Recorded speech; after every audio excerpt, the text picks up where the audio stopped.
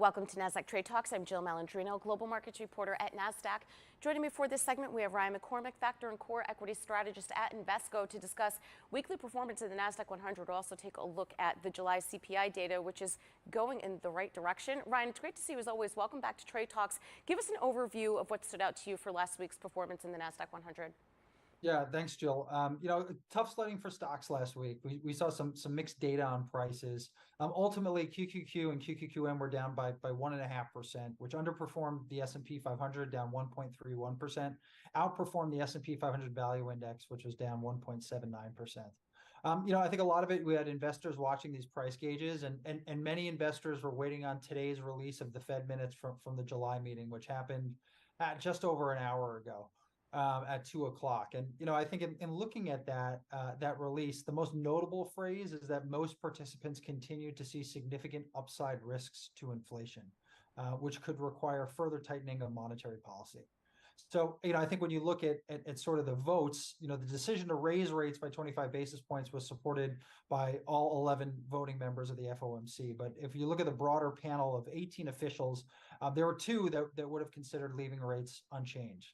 So I think, like, when you read through the release, I mean, not a ton of new information, but I think you can kind of discern that they continue to try to strike a balance between upward risks to inflation and then the lagged effects of tightening of financial conditions that have been present now for about a year and a half. I think ultimately it seems that September is going to be another pause. November and December certainly do seem to be on the table, and attention now turns to next week's Federal Reserve Economic Symposium in Jackson Hole, entitled "The Structural Shifts in the Global Economy." So we'll see what we hear from Fed Chair Powell next week. Well, let's talk about the July CPI data, which of course the Fed is heavily dependent on what's happening with inflation. Would you say that it's mission accomplished, or it's just continued progress? Because while it did come in just a bit, it's still, I don't know, gas and food still seem to be quite expensive. Of course, we know housing is as well. Yeah, I mean, it's this consistent give and take. I mean, it seems to be going in the direction, and then you look at this month and it kind of bucked the trend, but it was largely expected. So, you go back to Thursday, and Thursday was CPI largely in line with expectations, right? You had year-over-year headline advancing by 3.2%. That was slightly lower than the forecast for 3.3%. And the core dipped slightly from June, 4.8 to 4.7% in July, also in line with expectations. And the market took those readings, fairly positively. We saw the Nasdaq-100 trading, just slightly in the green. Now, Friday, we saw strong selling pressure after the release of the July PPI figures, and the headline index there advanced by 0.8% on a year-over-year basis. That was up from June's revised 0.2% and higher than the economist's forecast of 0.7%. You look at the core reading there, 2.4% year-over-year growth in July, and that matched June's reading. It was slightly higher than forecast of 2.3%. So again, these increases mostly expected from economists, and you can point to seasonal factors, you can point to higher oil prices for PPI, you can point to higher healthcare costs. But I think either way, it's important to note that it's the first acceleration in each year-over-year figure on a monthly basis since June 2022. So what does it all mean? I mean, investors, as we saw in the minutes, you look at stuff like the Fed funds futures, investors still expect the FOMC to stand pat next month. Fed funds futures suggest only 11% chance of a rate hike in the September meeting, and that percentage did not change following the minutes at 2 o'clock.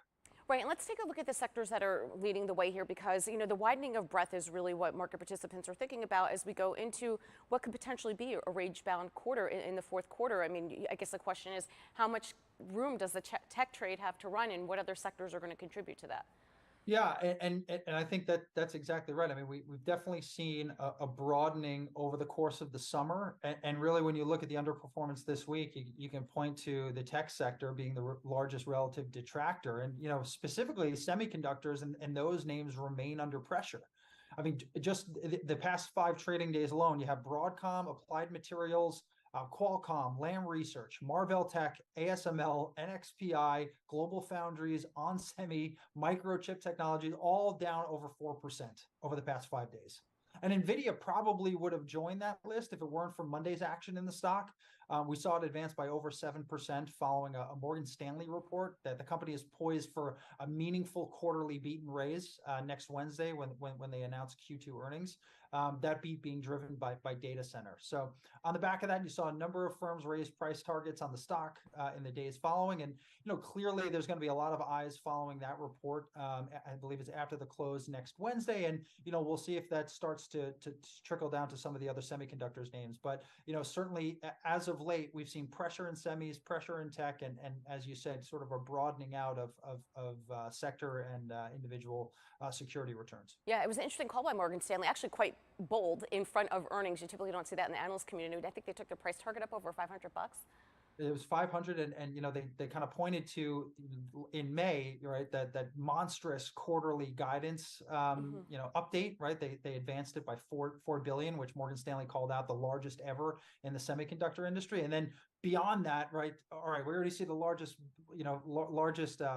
raise of guidance, higher than any quarter in its history, and then they still say, hey, we're still poised here for a meaningful beat. So I think a lot of heavy expectations for NVIDIA next week. All right, well, we'll see what they deliver. Ryan, appreciate the insight as always. Thanks for joining us on Trade Talks. I'm Jill Malandrino, Global Markets Reporter at Nasdaq.